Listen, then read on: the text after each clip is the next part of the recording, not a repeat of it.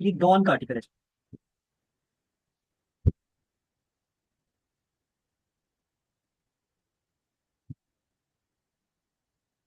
ठीक है जी।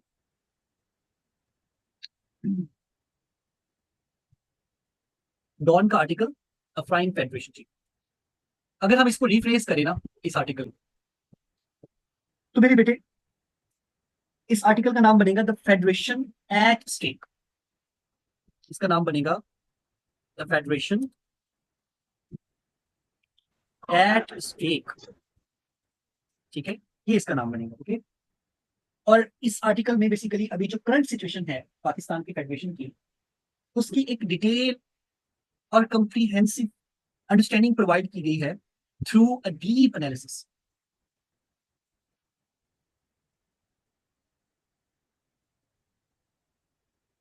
ओके। अच्छा जी।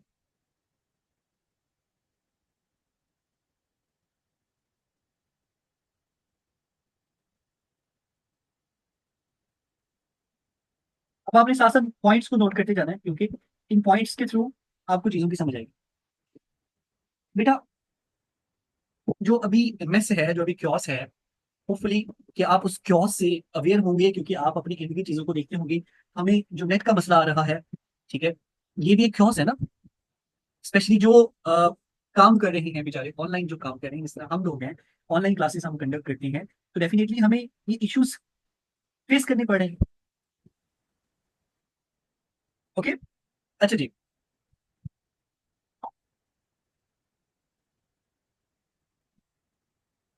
बेटे, अ, सबसे पहला पॉइंट है नेशनल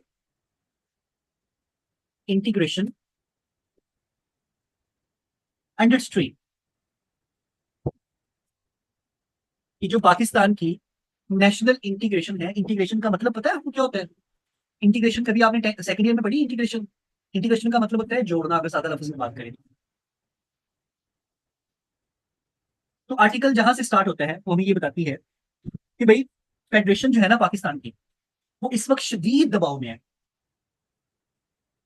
क्योंकि जो फेडरेशन की एंटिटीज हैं, जो उसके पार्ट्स हैं, उनमें एक शदीद किस्म का एक गुस्सा पाया जाता है, एक डिनाइल पाया जाता है। अब डिनाइल किस चीज का है? डेफिनेटली ऑनरशिप का। क्योंकि जो फेडरेशन है, जो पाकिस्तान की फेडरल गवर्नमेंट है, वो उनकी मैटर्स में जाके, जो उनके अफेयर्स हैं, उनमें जाके वो जाके एक सीरियस किस्म की इंटरफेरेंस करती है। अच्छा, अब इसके हवाले से अगर मैं थोड़ी सी बात करूं, तो लैंड सिंध में बेटा, और इसके साथ साथ केपी के में मिलिट्री को दी गई। और ये चीजें आपको ऑनलाइन भी मिल जाएंगी, आपको न्यूज़पेपर अगर आप पढ़ते हैं तो आपको इस चीज का पहले से आइडिया होगा। और वो लैंड सिर्फ इसलिए दी गई कॉर्पोरेट फार्मिंग के लिए। आपको एक मैं और फैक्ट्स यहाँ पे बताऊं। तकरीबन पाकिस्तान की जो 29% जमीन है, जो एरिया है, वो इस वक्त मिलिट्री के अंदर है, पाकिस्तान की मिलिट्री के अंदर। ठीक है, तो ये जो सूबों के अफेयर्स में जाके जो मुदाखलत हो रही है फेडरल गवर्नमेंट की तरफ सर से। हाँ जी। सर 29% टोटल पाकिस्तान का। 29% टोटल एरिया, टोटल एरिया का 29%, मैंने ये बोला है। ठीक है जी। तो इसकी वजह से नहीं जो सर, समझ नहीं आई सर। यार 100 में से 29% जो है वो मिलिट्री के कंट्रोल में है, सदा सी बात है। जितनी भी जमीन है उसमें वो आप कंसीडर करें 100% है, और उसमें से 29% जो है वो मिलिट्री के कंट्रोल में है। सॉरी सफदर, आपकी आवाज नहीं आ रही, क्या कह रहे हैं? हूँ कि जो 29% में इनके कैंटोनमेंट्स वगैरह भी शामिल हैं, या सब सिर्फ जो कुछ, इनको सब कुछ, फील्ड जो सब दी हुई कुछ, है क्रॉप्स वगैरह के लिए वो। सब कुछ बेटा, सब कुछ। स्पेशली अगर मैं बात करूँ ना, 29% जी सर। जो है वो स्पेशली पाकिस्तान के पास जो एक फर्टाइल लैंड है ना, फर्टाइल लैंड, ठीक है, वो तकरीबन 93 मिलियन एकड़ बनती है, 93 मिलियन एकड़। ठीक है, उसमें से 29% के पास है। ओके जी। अब डेफिनेटली अगर पंजाब में एलोकेट कर दी या सिंध में एलोकेट की गई, तो अब ये जो जमीन है, ये पंजाब की जमीन है, ये सिंध की जमीन है, ये फेडरल हुकूमत की जमीन नहीं है। फिर उसके बाद आपको पता है कि बलोचिस्तान में जो नेचुरल एक रिसोर्सेज हैं, वो फेडरल हुकूमत अपनी मर्जी से करवाती है। तो ये तमाम वो रीजन हैं जिसकी वजह से इस वक्त पाकिस्तान की जो नेशनल इंटीग्रेशन है वो खतरे में है, वो स्ट्रेस में है। ओके जी। दूसरा जी, social transformation, social transformation and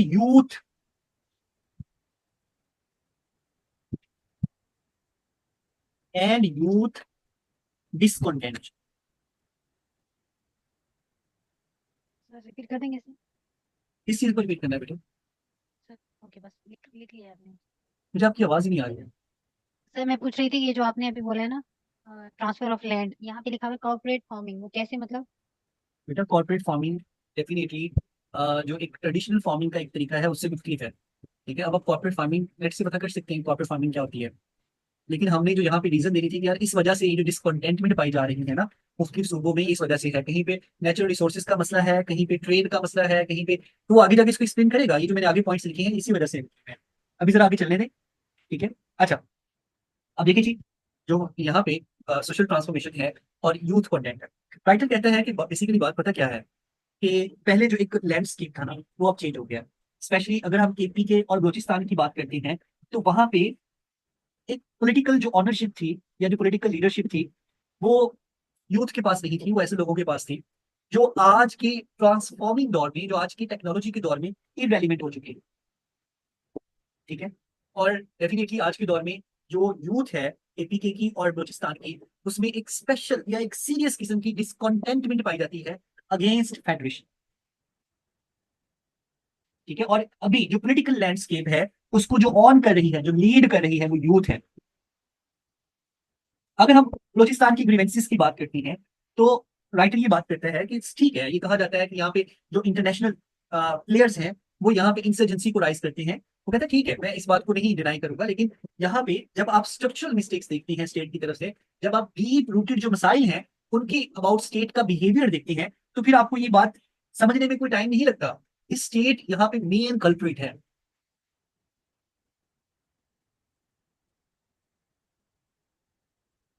जी, यहाँ तक बात समझ आई है? यहाँ तक बात समझ आई है? यार एक सादा सी बात है ना। देखिए, अब राइटर ने आपको वो एग्जाम्पल तो नहीं देनी ना कि वहां से बंदा उठा लिया गया, वहां से बंदा उठा लिया गया। अब ये चीजें तो आपको पहले से पता होनी चाहिए। यही तो वजह है कि राइटर ने आपको हेडिंग्स ही देनी, उसने अपना एनालिसिस देना है। और मैंने आपको पहले ही बताया कि यहाँ पे जो करंट सिनेरियो है, जो करंट मसाइल है, उसके बारे में राइटर ने अपना एनालिसिस दिया हुआ है। ठीक है। अब जो बलूचिस्तान का मसला है, अगर हम उसकी बात करें स्पेसिफिकली, तो बलूचिस्तान का मसला क्या है? अगर हम हिस्टोरिकली देखते हैं तो मिसिंग पर्सन का मसला है। केपी के का भी यही मसला है। इवन दो अब तो पंजाब में भी ये चीज बहुत आम हो चुकी है। इसके साथ साथ बलूचिस्तान का जो नेचुरल रिसोर्सेज है बलूचिस्तान की, उसके उसके अकॉर्डिंग जो बलूचिस्तान को एक तहफुजात है, जो ग्रीवेंसीज है, वो एक अलग चीज है। ठीक है। तो इसलिए जो यूथ है डेफिनेटली उसको वो अ, एक तरह की जॉब अपॉर्चुनिटी नहीं है, जॉब सिक्योरिटी नहीं है, क्वालिटी लाइफ नहीं है, जिसकी वजह से उनके अंदर डिसकंटेंट भी पाई जा रही है। अब कब तक यूथ को, चले जो पहले सरदार थे या जिस तरह से भी लोग थे, अगर मैं इसकी इसकी एक मिसाल दूं ना, तो अभी जो रिसेंटली अख्तर महंगल साहब ने इस्तीफा दिया था वो इसीलिए दिया था कि भाई जब वहां पे कोई काम ही नहीं हो रहा, आप वहां पे असेंबली में जाकर बैठे, आपकी बात ही नहीं सुनी जा रही, तो आप वहां पे कर क्या रहे हैं फिर? वो प्रेशर यूथ की तरफ से था। इसके अलावा महरम बलोच, डॉक्टर महरम बलोच, एक अभी रिसेंटली जो इंटरनेशनल फिगर्स में जो 2024 की जो एक लिस्ट आई है उसमें 24 प्लेस में है जिन्होंने सबसे ज्यादा लोगों को इन्फ्लुएंस किया है। तो जो बलोचिस्तान में लोकल ग्रीवेंसेस हैं, डेफिनेटली उनको स्टेट की तरफ से खाली नहीं किया गया अकॉर्डिंग टू राइटर जी। यहाँ पे मैं जो भी आपके साथ बातें कर रहा हूँ ये राइटर की ओपिनियन के अकॉर्डिंग बातें कर रहा हूँ। ठीक है। तो इसलिए आपने मेरे ऊपर फतवा नहीं लगाना। उसके बाद है जी, नेक्स्ट जो हमारी हेडिंग है वो है need for a new federal structure.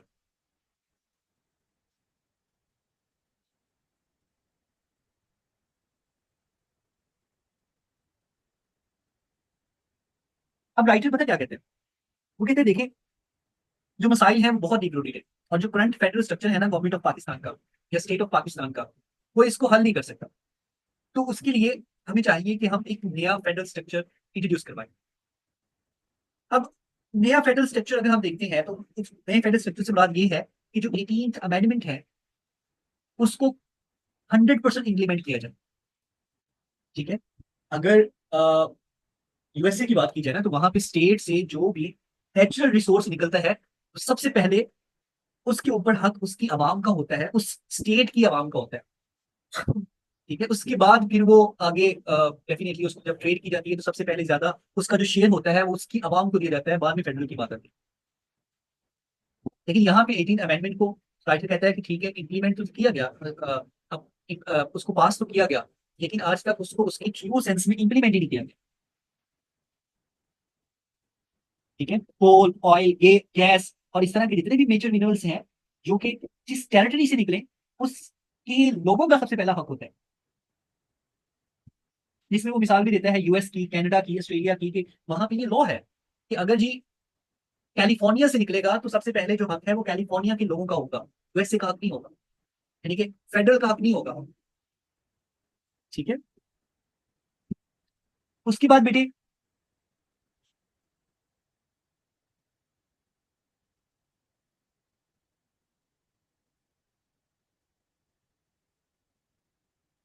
Provisional development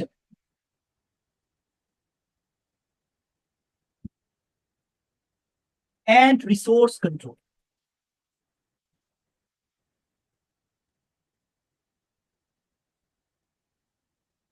article जो है ना वो बेसिकली हाईलाइट करता है प्रोविजनल डेवलपमेंट, जिसमें वो बात करता है कि पंजाब जो है, पंजाब तो अपना चार्ट भी खुद डेवलपमेंट का खुद खुद डिसाइड करता है।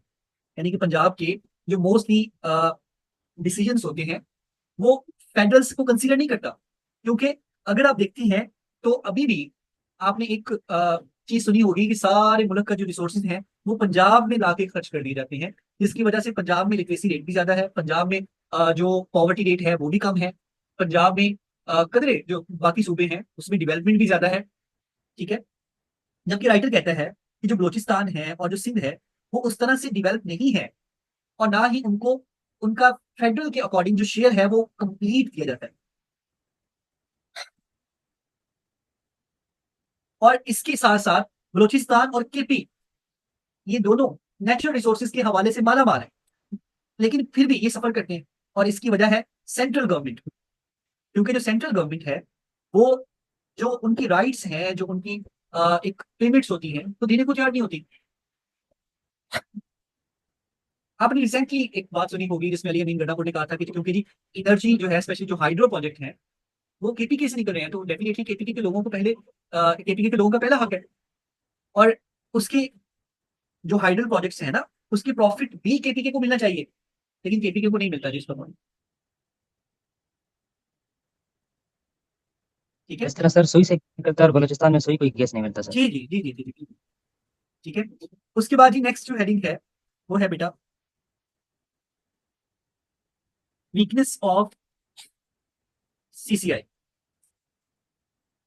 आई होप कि आप सब जानते होंगे कि काउंसिल ऑफ कॉमन इंटरेस्ट क्या चीज है, और council of common common interest ये बेसिकली 1973 के आइन में ये इंट्रोड्यूस करवाया गया था, और इसका काम सिर्फ इतना था कि भाई जो भी मुल्क में इकोनॉमी की पॉलिसी होगी ये उसके रिलेटेड बात करेगी। अब इसमें अगर आप देखेंगे ना विकीपीडिया के ऊपर जाके भी, तो बस इसमें ये है कि इसमें आर्मी चीफ नहीं बैठता था पहले। ठीक है, इसमें क्या होता था, सूबों के जो हेड होते थे वो, और इसके साथ साथ प्राइम मिनिस्टर और फिर कुछ सेक्रेटरी, सो ऑन, इसका एक प्रॉपर स्ट्रक्चर है। अब डेफिनेटली इसने इंश्योर करना था कि जो प्रोविजनल पार्टिसिपेशन है स्पेशली फेडरल डिसीजंस में, कि जो फेडरल है वो अलोन डिसीजन नहीं कर सकता, आइसोलेशन में डिसीजन नहीं कर सकता, उसके लिए प्रोविजनल की पार्टिसिपेशन जरूरी है। और फेडरल अभी भी यही कहता है कि भाई देखिए हम जो भी डिसीजन मेकिंग करते हैं वो सीसीआई के थ्रू करते हैं। राइटर कहता है कि ठीक है हम मानते हैं जी कि आप सीसीआई के थ्रू करते हैं, लेकिन सीसीआई को वीक किया गया है, और इस कदर वीक किया गया है कि उसकी इंप्लीमेंटेशन ही नहीं होती, और फेडरल गवर्नमेंट अपनी मर्जी के फैसले वहां पे बनवाती है। और इसके साथ साथ जो SIFC है, स्पेशल इन्वेस्टमेंट फैसिलिटेशन काउंसिल, ये जो शहबाज शरीफ साहब जो डेमोक्रेटिक फेस है पाकिस्तान का, ये जो इन्होंने पिछली अपनी जो इनकी हुकूमत शुरू हुई 1.5 साल की उसमें इन्होंने बनाया था, तो जनाब अब वो आपकी सीसीआई को वीक कर रहा है, क्योंकि अब जितने भी डिसीजन हैं वो SIFC के फॉरम से हो रहे हैं। सीसीआई में मैंने आपको पहले बताया कि आर्मी चीफ नहीं होता था, अब SIFC में आर्मी चीफ को शामिल कर दिया।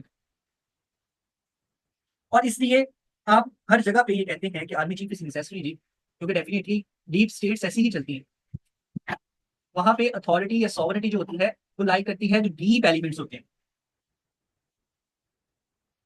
तो राइटर सीसीआई को स्ट्रेंथन करने की बात करता है और एसआईएफसी को क्रिटिसाइज करता है इस आर्टिकल को। इसके साथ साथ economic disparity and resource pricing.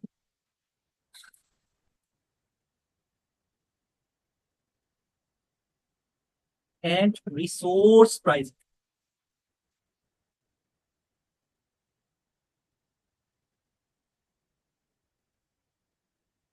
अब राइटर कहता है कि पंजाब जो है वो बेसिकली बेनिफिट उठाता है फेडरल की पॉलिसीज का, और बाकी जो प्रोविंसेस होते हैं वो नुकसान में जाते हैं, डिसएडवांटेज में जाते हैं। देख, मिसाल के तौर पे पंजाब ने क्या किया, पंजाब ने वीट के ऊपर रिस्ट्रिक्शन लगा दी या 144 नाफिज कर दिया कि भाई पंजाब से जो वीट है उसकी मोबिलाइजेशन नहीं हो सकती, और खुद पंजाब ने वीट को खरीदा भी नहीं। अभी आपने देखा ना रोटी की जो कीमत थी उसको नीचे कैसे लाया गया, स्पेशली जब आप बात करते हैं पंजाब के हवाले से।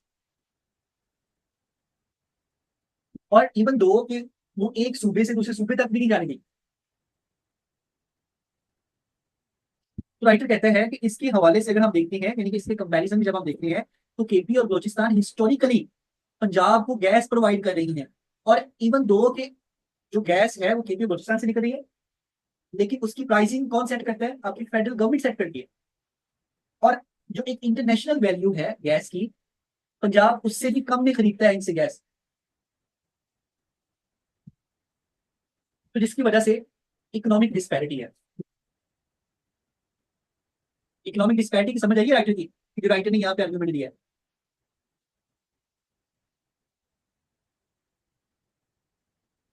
जी बेटा, अब इसके साथ साथ जी राइटर कहता है फेडरल ओवररीच। फेडरल ओवररीच यानी कि जो प्रोजेक्ट्स हैं, जो प्रोविजनल गवर्नमेंट के प्रोजेक्ट्स होने चाहिए, ठीक है, उनको इस्लामाबाद मैनेज करता है। और राइटर इस चीज के ऊपर क्रिटिसाइज कर रहा है अपनी इस आर्टिकल में। राइटर कहता है कि ये जो ग्वादर का, ये गडानी का, ये सेंडक का, ये रिकोडिक का जो प्रोजेक्ट है, ये तो जिम्मेदारी है उस गवर्नमेंट की जिम्मेदारी है। तो फेडरल वहां पे क्या कर रहा है?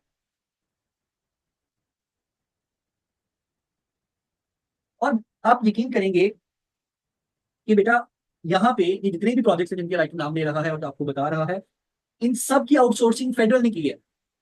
इन सबको के जो कॉन्ट्रैक्ट्स हैं वो फेडरल सेट कर रहा है। और किस नाम पे कर रहा है? वो कहता है जी कि जो सूबे हैं वो इतने कैपेबल नहीं है कि वो इसको संभाल सके, इसको कंट्रोल कर सके।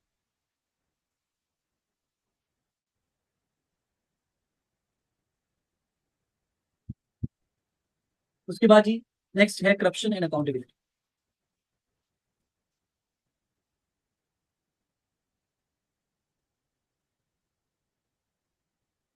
अब करप्शन एंड अकाउंटेबिलिटी से क्या मुराद है राइटर की? बेटा उसकी मुराद ये है कि ये जो सूबों में करप्शन होती है इसकी भी जिम्मेदार फेडरल हुकूमत है।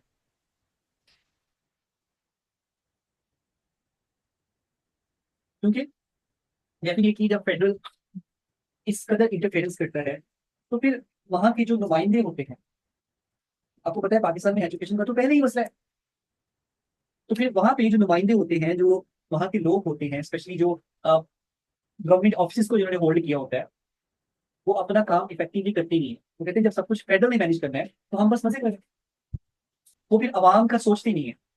और फेडरल भी उनको अकाउंटेबल इसलिए नहीं ठहरा पाता क्योंकि फेडरल खुद उनके जो मामलात हैं उनमें इंटरफेरेंस कर रहा होता है, और एक सीरियस किस्म की इंटरफेरेंस कर रहा होता है।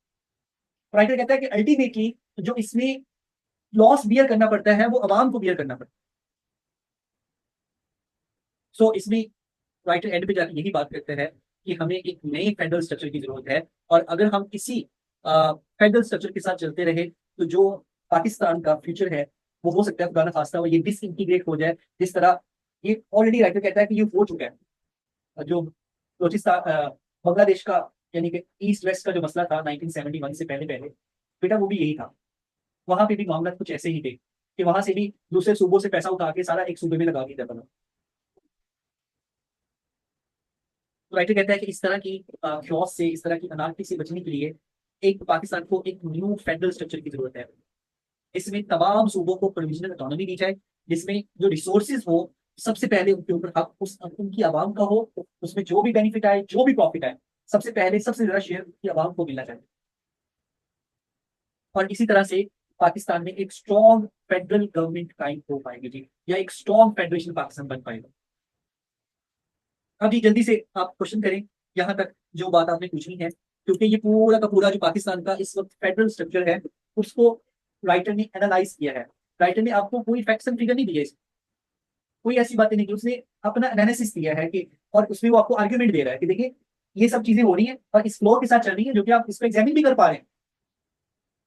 उसमें वो आपको एग्जाम्पल्स भी देता है, इस तरह वीट वाली एग्जाम्पल दी है, इस तरह उसने प्रोजेक्ट्स वाली एग्जाम्पल दी है, सैंडिक का प्रोजेक्ट है, रिकोडिक का प्रोजेक्ट है, फिर इसके साथ गैसेस जो केपीके से और बलोचिस्तान से निकली है। जो बलोचिस्तान से गैस निकलती है ना, ठीक है, पाकिस्तान के अंदर से जो गैस अभी निकल रही है उससे पाकिस्तान अपना 30 to 40% तक अपनी जरूरियात वहां से पूरी करता है, और बाकी जो है वो इंपोर्ट करता है। जी जल्दी से जी, आपने जो क्वेश्चन करना है जल्दी से करें ताकि हम आगे मूव कर सकें। बेटा जल्दी से क्वेश्चन करें, जल्दी से जल्दी से। अब आपको पता है आपका जो फेडरलिज्म के ऊपर आपका ऐसे भी आ सकता है, पाकिस्तान का फेडरलिज्म के ऊपर, इसके साथ साथ पाकिस्तान के फेडरलिज्म का आपका बकायदा टॉपिक है, पॉलिटिकल साइंस में भी है, आपकी पाकिस्तान अफेयर में भी है, और आपके करंट अफेयर में भी है। ठीक है, तो अब आप खुद समझ सकते हैं कि ये जो आपका आर्टिकल है ये किस कदर इंपॉर्टेंट है। अच्छा जी जल्दी से बताएं मुझे, क्लियर है? Yes sir. जी किसी किसी बच्चे ने कोई सवाल करना है, अगर किसी को किसी चीज की नहीं समझ आई है, देखिए मैंने आपको पॉइंट्स बता के बता दिया है बेटा। इकोनॉमिक डिस्पैरिटी से